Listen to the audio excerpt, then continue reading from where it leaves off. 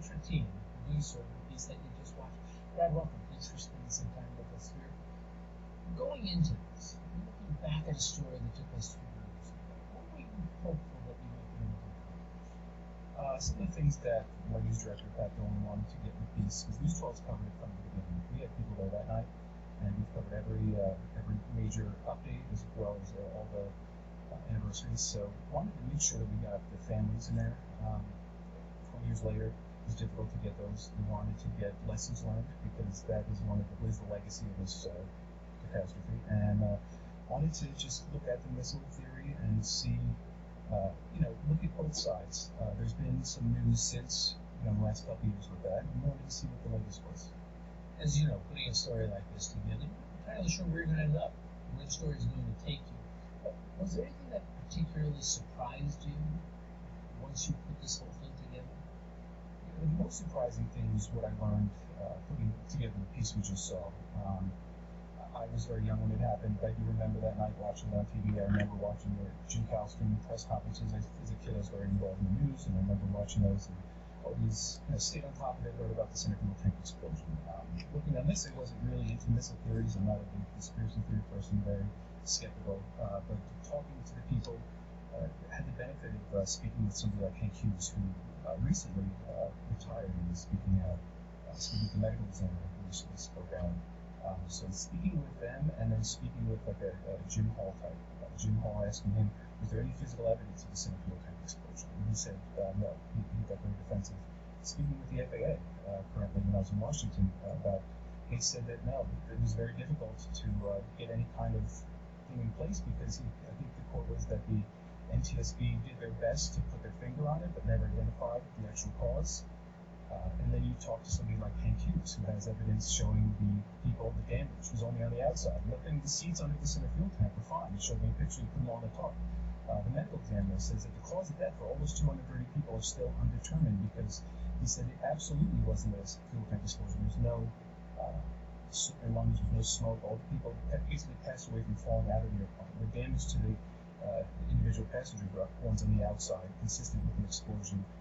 Exterior of the plane, nothing to do with the center fuel tank. And a lot of that was surprising. I don't think a lot of people know that, and that the FAA admitted that there was no determination, that they put their finger on the most likely thing.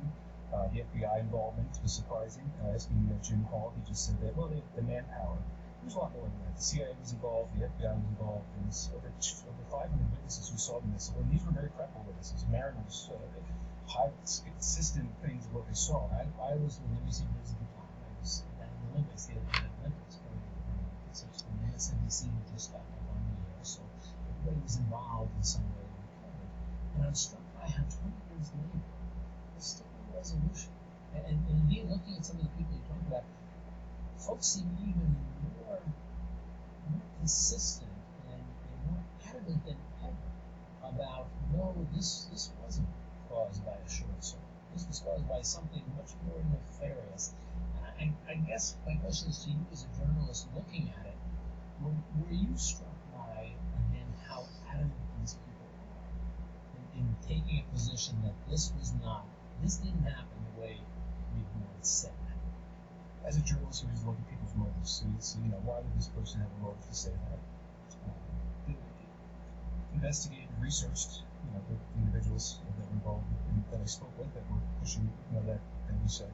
And it seemed to me like the medical examiner is just kept up at night about the fact that he has 230 people that he's worked on, where it's still left undetermined. He said if it was an accident where the naval misfired a missile, it would be accidental. If it was a terrorist, it would be murder. But he says it's never had something where the investigative body never listened to him. Usually they factor in what the medical examiner says, what the NTSB says. The NTSB, they didn't factor into it. It was basically coming from the FBI. But the way that I look at it is, try to be objective. You have the cameramen, the editors involved. They don't really get involved with the editorial process. They're very involved with technical. But after going to D.C. and Virginia, interviewing those individuals, we just be in the car, just hearing them say, wow, really more looks like this than this. And it seems like, really holding both parties accountable that it wasn't, what the final findings were. And the final findings weren't based on anything scientific. Jim Hall said earlier in the 90s he's going to go through all 500 miles of cable and find the one, and he didn't. You got to remember, this was a huge investigation. They reconstructed that whole thing in Calvert. They picked up every little piece. This was the most fascinating. It's fascinating to see the single investigation. They could not find that thing. And people I spoke with in the aviation industry just, said, no way. If that was the case, you'd have, 747s grounded immediately. And the fact that it took so long. Last question.